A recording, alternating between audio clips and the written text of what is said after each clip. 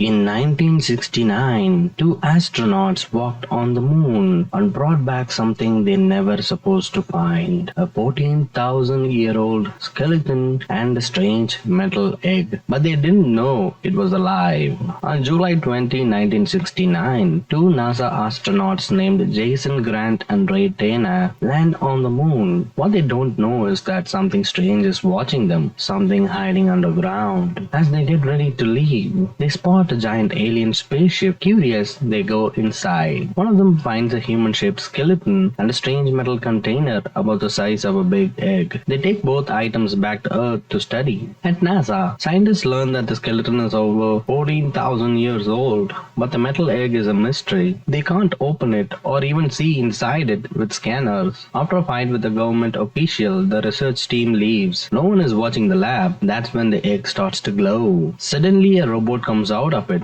just like the one that was watching them on the moon. It scans the ancient skeleton and starts building a huge robot using the whole body. The robot shuts down all the lab equipment and turns the skeleton into a powerful biotech machine. A lab assistant comes in after noticing something feels wrong. She calls security, but before they arrive, the alien robot kills her with a sharp metal claw. The robot leaves the lab and disappears in an unknown direction. A capture team shows up, learns what happened, and starts searching for the alien creature. While walking through one of the hallways, they suddenly stop. Right in front of them is a huge scary machine made from a dead body and a broken lab equipment. Just then, a group of scientists arrive to help. The armed soldiers get ready to shoot, but an older scientist steps in. He tells them to wait. This could be the first time humans meet an alien mind. They should try to talk to it first. But when he tries, the robot attacks and hurts the scientist. That's when the team opens fire with everything they've got. The robot doesn't even get a scratch. Instead, it shoots out an electric blast and kills most of the group. Reinforcements rush in and try to trap the robot from all the sides, but it doesn't care. Then one astronaut named Jason grabs a shotgun and crawls through a vent,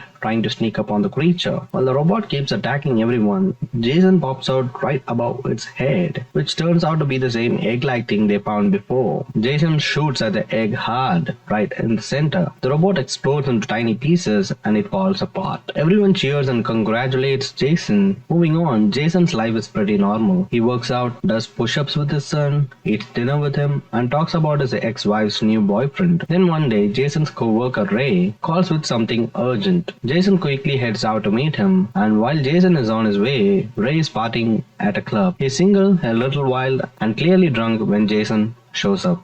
Ray tells him about a new mission to the moon. After what happened with the strange creature last time, the higher-ups want experienced astronauts to go back and figure things out. They also have a new team member, Roger. The three of them celebrate together before the mission. When they land on the moon, Roger stays in orbit to keep watch, and while Jason and Ray head down to explore. As they travel across the moon in a rover, they are being watched again by the same creature. Roger says everything's under control, but suddenly the creature attacks and damages part of the ship. The rover gets stuck in the soft lunar soil, so Jason and Ray have to continue on foot. Suddenly, Jason and Ray spot a strange building in the middle of the crater. They think it might be the aliens' main base. At the top, they see a blinking light, and it seems like it's meant just for them. Out of nowhere, their lunar rover starts moving again on its own. They hop in and drive straight toward the mysterious building. Near the entrance, they find something that looks like a human skull. That's when they decide to grab their weapons, just in case. Inside the base, things get creepier. They find bones, both human and alien, and start to think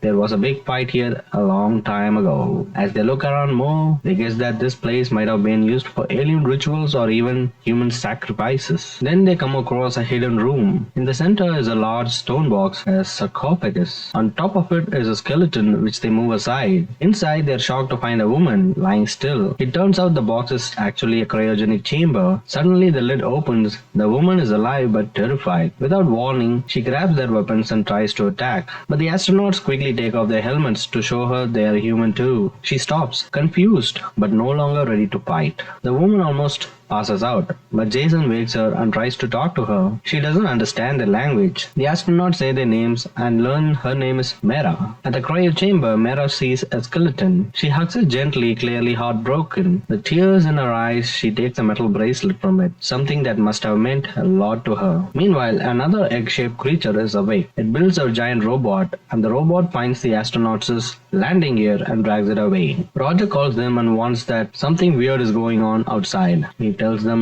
to hurry. Jason and Ray are trying to figure out what to do with Mera, but she opens the cryo chamber and pulls out her spacesuit. The astronauts are shocked. Her suit still works after all this time. With sadness in her eyes, Mera says goodbye to the skeleton and gets ready to leave with them. But just then, a spider-like robot shows up. It's controlled by the same egg-like creature, and one of the astronauts destroys it. They all rush out of the building in their moon rover. At the same time, Roger warns the team that something or someone is moving their landing gear. They realize they have to hurry. When Jason, Ray and Mera get back to their landing spot, they are shocked. Their ship is gone. Mera somehow knows this is the work of something called the Callium. The astronauts spot strange rectangular tracks on the ground and decide to follow them. After a while, their lunar rover runs out of power, so they keep going on foot. They walk for a long time across the moon's quiet sandy hills. Then they see it, a giant alien ship, the same one they saw at the start of the mission. But now it's not empty. It looks like it's been repaired and is ready to fly. It turns out aliens have been living on the moon all this time, waiting to fix their ship. The missing landing gear had the parts they needed. Jason says he will go to the alien ship alone, but Ray insists they go together. Just then a huge alien robot bursts out of the ground and attacks Jason, knocking him down. Ray and Mera jump in and fight back,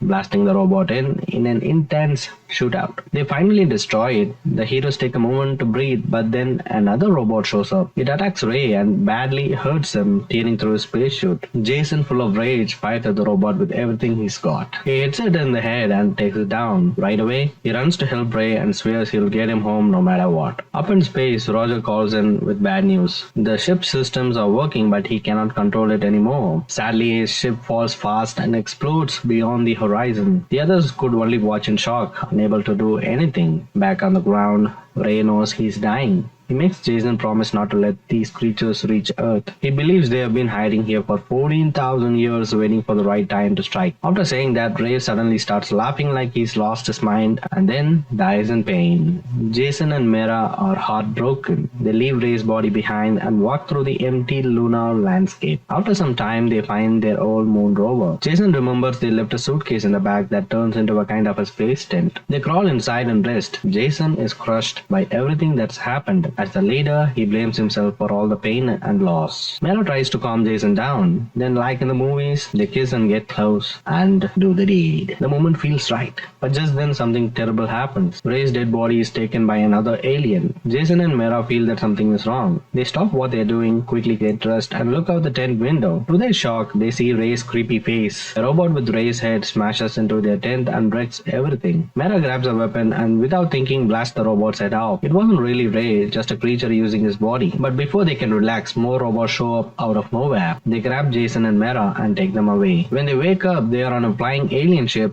chained to a wall side by side. Across the room, they see cages full of human body parts, and Jason realizes this might be what happened to the ancient people of when Mera came from. Suddenly, a scary robot surgeon drops down from above. It has tentacles, saws, and drills instead of hands. It moves towards Mera, and Jason breaks free just in time and smashes the robot's head with whatever he can find. He frees Mera, and together they grab weapons, gear up, and start fighting back. While searching for the missing crew, a new spaceship is sent from Earth with a rescue team on board. Coming back, as they move through the strange alien ship, Jason and Mera spot tons of egg-shaped creatures. They look like they're sleeping but ready to attack any time. Flying deep through space, the rescue team's shuttle finally finds the alien ship and sends a live video back to NASA. The people on Earth are shocked. It's a real "uh-oh, we've got a problem" moment. Back on the alien ship, Jason and Mera accidentally discover their landing station, the same one the aliens used to fix their ship. Jason remembers something. The newest versions of these stations come with a self-destruct switch. NASA sees how strong the alien ship is and quickly tells the rescue crew, if things get bad, get out fast. Right then the aliens start firing. They miss, but not for long. Jason doesn't wait. He finds a hidden control panel, says the aliens are going to regret this, types in the code and sets off the self-destruct. A timer starts flashing. It says there's only 5 minutes until everything blows up. Suddenly the door swings open. An alien shaped like an egg steps out. Jason jumps in surprise and fires a shotgun. Because there's no gravity, the blast pushes Jason and Mera backward. They realize something. If they keep shooting, they can push themselves off the ship and escape in time. Jason shoots again and again, and each shot pushes them far away. Soon they are flying toward the rescue shuttle. A moment later, the alien ship explodes in a giant colorful blast. Later, Jason and Mera are safe at home, looking out the window of their small, cozy apartment. Jason smiles and points to a shooting star. Mera shakes her head and says, "Stars don't fall." Jason laughs and says it's just an expression, trying to teach her more about Earth's language. Mera quickly says it's still hard for her to talk, but she wants to share something important. She tells Jason how she was left behind to pass on a message to her people,